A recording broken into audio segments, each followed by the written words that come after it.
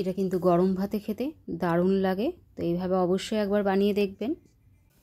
এখন বাজারে প্রায় ফুলকপি উঠে যাওয়ার মুখে, তো বাড়িতে কেউ কিন্তু ফুলকপি এখন আর খেতে চাইছে না, তাই একটু আলাদা রকমভাবে ফুলকপি রেসিপিটা করলাম। আশা করি আপনাদের ভালো লাগবে।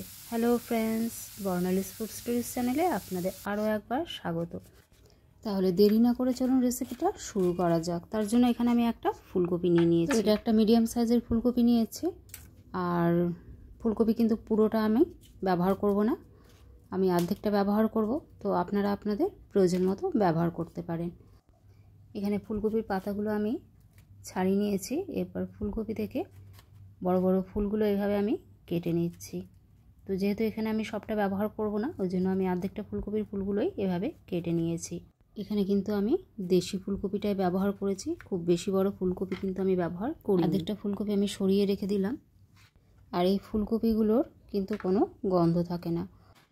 তো দেখতেই পাচ্ছেন আমি কতটা ছোট ছোট টুকরো করে কেটে নিচ্ছি। ছোট ছোট টুকরো করে কেটে নিলে এটা কিন্তু ভাজতে ভাজতে সেদ্ধ হয়ে যাবে। ফ্রেন্ডস, রেসিপিটা যদি ভালো লেগে থাকে অবশ্যই লাইক কমেন্ট করবেন, আর আমার চ্যানেল নতুন বন্ধু হলে চ্যানেলটিকে সাবস্ক্রাইব করে অল নোটিফিকেশান বেল অন করে দেবেন, যাতে আমি কোনো রেসিপি আপলোড করলে খুব তাড়াতাড়ি আপনাদের কাছে পৌঁছে যায়। তো এইভাবে সব ফুলকপিগুলোকে আমি কেটে নিলাম। এবার এগুলোকে একটা বোলে আমি ট্রান্সফার করে নিচ্ছি। তারপরে কিন্তু জল দিয়ে ভালো করে 2 থেকে 3 বার আমি ধুয়ে নেব। তো সব ফুলকপিগুলোকে, কেটে রাখা ফুলকপিগুলোকে আমি একটা বোলে ট্রান্সফার করে নিয়ে তারপরে জল দিয়ে ভালো করে ধুয়ে একটা সাইডে আমি কিছুক্ষণের জন্য রেখে দেব। তো ততক্ষণে আমি বাকি প্রিপারেশনটা করে নেব। তো এখানে আমি 2টো পেঁয়াজ নিয়ে নিয়েছি। পেঁয়াজটা আমি একটু পাতলা করে কেটে নিচ্ছি। আপনারা চাইলে কিন্তু পেঁয়াজের পরিমাণটা বাড়াতেও পারেন, পেঁয়াজ বেশি দিলে কিন্তু খেতে বেশ ভালোই লাগে। তো এখানে আমি 2টো পেঁয়াজই ব্যবহার করেছি। পেঁয়াজটা কাটা হয়ে গেছে, এখন যাব কড়াইয়ের দিকে। তো কড়াইয়ের মধ্যে আমি 2 থেকে 3 টেবিল চামচ সর্ষের তেল নিয়ে নিয়েছি। রান্নাটা সর্ষের তেলেই বেশি ভালো হবে। তো তেলটা গরম হওয়ার পর এখানে আমি 2টো শুকনো লঙ্কা দিয়ে দিয়েছি। শুকনো লঙ্কাগুলো আমি হালকা লাল লাল করে ভেজে নেব। তো শুকনো লঙ্কা ভাজতে বেশিক্ষণ সময় লাগে না কিন্তু। তো শুকনো লঙ্কা আমার ভাজা হয়ে গেছে, এবার শুকনো লঙ্কাগুলোকে আমি উঠিয়ে নিচ্ছি। তো এবার আমি কিন্তু কাঁচা লঙ্কাও ব্যবহার করব, তাই আমি শুকনো লঙ্কার পরিমাণটা কিন্তু কম দিয়েছি। আপনারা যদি ঝাল বেশি খেতে পছন্দ করেন তাহলে কিন্তু ঝালের পরিমাণটা বাড়িয়ে দিতে পারেন। আর কাঁচা লঙ্কা আমি একটু ভেজে নেব। কাঁচা লঙ্কাগুলো মাঝখান দিয়ে আমি একটু চিড়ে দিয়েছিলাম যাতে ফেটে না যায় ভাজার সময়। তো কাঁচা লঙ্কাগুলো আমার ভাজা হয়ে গেছে সুন্দর করে, এগুলোকেও আমি উঠিয়ে নিচ্ছি। ওই তেলেই আমি 7 থেকে 8টা রসুনের কোয়া দিয়ে দিয়েছি। এবার এগুলোকেও আমি মিডিয়াম ফ্লেমে একটু লাল লাল করে ভেজে নেব, যাতে রসুনগুলো কিন্তু ভাজতে ভাজতে সেদ্ধ হয়ে যায়।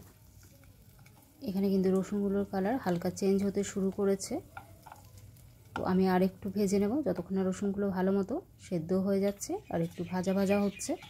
রসুনগুলো আমার ভাজা হয়ে গেছে, এগুলোকে উঠিয়ে নিচ্ছি। এর থেকে বেশি লাল আমি করলাম না। এবার ওই তেলেই কিন্তু আমি পেঁয়াজগুলোকে ভেজে নেব। তো পেঁয়াজগুলো কিন্তু একটু সময় নিয়ে ভাজতে হবে। হাই ফ্লেমে ভাজলে কিন্তু পেঁয়াজগুলো পুড়ে যাওয়ার চান্স থাকবে, তাই গ্যাসের ফ্লেম মিডিয়ামে করে পেঁয়াজগুলোকেও একটু লাল লাল করে ভেজে নিতে হবে। তো আমি কিন্তু এখানে ফুলকপি বাটা বা ফুলকপির ভর্তা বানাচ্ছি। এটা কিন্তু খেতে দারুণ হয়েছিল, তো এইভাবে অবশ্যই কিন্তু একবার বানিয়ে দেখবেন। পেঁয়াজের কালারটাও কিন্তু হালকা হালকা চেঞ্জ হতে শুরু করেছে, এটাকে কিন্তু আরও একটু ভেজে নিতে হবে। তো প্রত্যেকটা জিনিস কিন্তু আলাদা আলাদা করে ভাজতে হবে, কারণ এক একটা ভাজার সময় কিন্তু এক এক রকম। তো এভাবে আমি পেঁয়াজটাকেও লাল লাল করে ভেজে নিলাম। এবার পেঁয়াজটা লাল লাল করে ভাজা হয়ে গেছে, এখন পেঁয়াজটাকে আমি উঠিয়ে নিচ্ছি।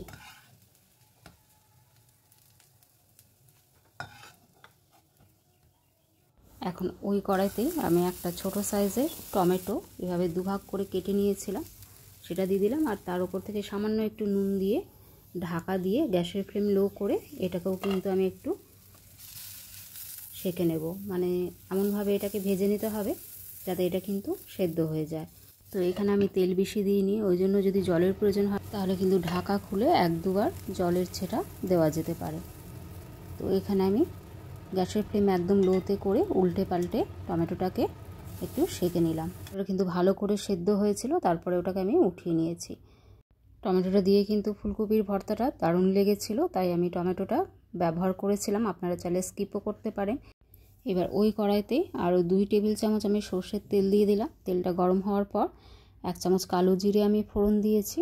তো কালো জিরে দিয়ে একটু নেড়ে চেড়ে নেওয়ার পর কালো জিরে থেকে যখন সুন্দর গন্ধ বেরোচ্ছে তখন আমি কেটে রাখা ফুলকপিগুলো অ্যাড করে দিলাম। এবার ফুলকপিগুলো একটু নেড়ে চেড়ে নেব তেলের মধ্যে। তো গ্যাসের ফ্লেম এখানে আমি লো টু মিডিয়ামে রেখেছি। ফুলকপিগুলো একটু নেড়ে চেড়ে নেওয়ার পর এখানে আমি সামান্য পরিমাণ লবণ অ্যাড করে দিলাম। লবণ অ্যাড করে দিলে কিন্তু ফুলকপির ভেতরে লবণটা ঢুকবে, আর ঢাকা দিয়ে দিয়ে এটা কুক করলে লবণ থেকে জল ছাড়বে, সেই জলেই কিন্তু ফুলকপিটা সেদ্ধ হয়ে যাবে। তো আলাদা করে কিন্তু আর জল দেওয়ার প্রয়োজন হয় না। তো এখানে আমি ফুলকপিগুলোকে এইভাবে মাঝে মাঝে উল্টে পাল্টে দিচ্ছি, আর গ্যাসের ফ্লেম আমি লো টু মিডিয়ামের মাঝখানে রেখেছি, তাই কিন্তু ফুলকপিগুলো আমার এইভাবে নাড়তে নাড়তে সেদ্ধ হয়ে গেছিলো। আমাকে কিন্তু আলাদাভাবে আর জল অ্যাড করতে হয়নি। তো আপনাদের যদি জলের প্রয়োজন হয় তাহলে কিন্তু আপনারা জল অ্যাড করতে পারেন।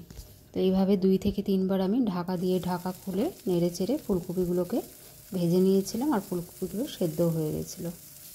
তো এখানে কিন্তু আমার ফুলকপি সেদ্ধ হয়ে গেছে। তো এর থেকে বেশি একদম সেদ্ধ হওয়ার প্রয়োজন নেই। তো এবার গ্যাসের ফ্লেমটা অফ করে ফুলকপিগুলোকে আমি একটা পাত্রে উঠিয়ে নিচ্ছি আর ঠান্ডা হওয়ার জন্য রেখে দিচ্ছি। তো সব ফুলকপিগুলোকে আমি উঠিয়ে নিলাম। প্লেটে আমি সব কিছু ভেজে উঠিয়ে রেখেছিলাম, সেখানে আমি সামান্য পরিমাণ লবণ অ্যাড করলাম। তো লবণ অ্যাড করার ফলে কিন্তু মাখতেও সুবিধা হবে, আর আলাদা আলাদাভাবে কিন্তু একের পর এক সবগুলোকে মেখে নিতে হবে। আমি যখন ফুলকপিটা ভেজেছিলাম তখন একটু নুন দিয়েছিলাম, আর টমেটোটা যখন ভেজেছিলাম তখন একটু নুন দিয়েছিলাম। তো সেই অনুযায়ী নুনটা বুঝে কিন্তু দিতে হবে। তো এভাবে সব কিন্তু একের পর এক চটকে চটকে মেখে নিতে হবে। মাখাটা যত ভালো হবে টেস্টটা কিন্তু ততটাই বেশি হবে। তো টমেটোর ওপরের যে স্কিনটা ছিল সেটাকে আমি উঠিয়ে দিলাম এইভাবে, স্কিনটা ভালো লাগবে না। তো এবার টমেটোটাও আমি মেখে নেব। টমেটোটা দেওয়ার ফলে কিন্তু স্বাদটা অসাধারণ হয়েছিল। তো আপনারা চাইলে স্কিপও করতে পারেন, আবার চাইলে কিন্তু দিতেও পারেন। তো এইভাবে ভালো করে চটকে চটকে মেখে নিতে হবে। সব কিন্তু একসাথে মেখে নেওয়া যাবে না। তো এইভাবে আমি ভালো করে মেখে নিলাম, এটাকে একটা সাইডে রেখে দিচ্ছি। তো এখানে আমি একটা শিল নিয়ে নিয়েছি, তার মধ্যে আমি ভেজে রাখা ফুলকপিগুলো দিয়ে দিলাম, আর এবার আমি নোড়া দিয়ে এগুলোকে আমি থেতো করে নেব। তো আমি কিন্তু এটা মিহি করে বাটবো না, তো এটা আমি থেতোই করে নেব। তো আপনারা চাইলে এটা কিন্তু প্লেটের মধ্যে দিয়েও করতে পারেন, আবার এটা কিন্তু মিক্সিতেও ঘুরিয়ে নিতে পারেন। কিন্তু মিক্সিতে আমি ঘোরালাম না, যাতে খুব মিহি পেস্ট আমি চাই না, ওই জন্যে। তো এভাবে শিলনোড়ায় আমি এটাকে থেতো করে নিলাম। এখন থেতো করা ফুলকপিটা প্লেটের মধ্যে আমি উঠিয়ে নিচ্ছি, তারপর এটাকে আবারও ভালো করে একটু চটকে চটকে মেখে নেব।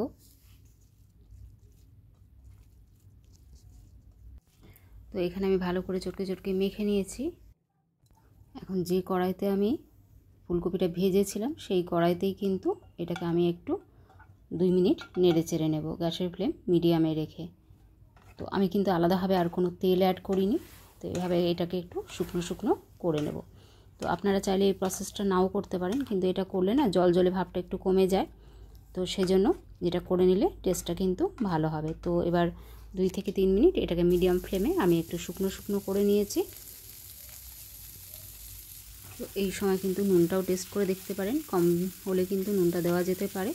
তো ভালো করে এইভাবে শুকনো শুকনো করে নেওয়ার এখানে আমি কুচনো ধনেপাতা অ্যাড করে দিলাম। গ্যাসের ফ্লেমটা অফ করেই কিন্তু আমি ধনেপাতাটা অ্যাড করেছি। তো আবার একটু মিশিয়ে নিলাম, এরপর এটাকে আমি সার্ভ করে নেব। তো এখানে আমি ওপর থেকে একটু ভেজে রাখা শুকনো লঙ্কা অ্যাড করে দিলাম, আর ধনেপাতা কুচি গার্নিশের জন্য একটু ছড়িয়ে দিলাম। দেখতে যতটা সুন্দর হয়েছে খেতেও কিন্তু ততটাই লোভনীয় হয়েছিল। ফ্রেন্ডস, রেসিপিটা যদি বেশি ভালো লেগে থাকে অবশ্যই ফ্রেন্ডস আর ফ্যামিলির মধ্যে শেয়ার করে দেবেন। সবাই ভালো থাকবেন, দেখা হচ্ছে পরের ভিডিওতে।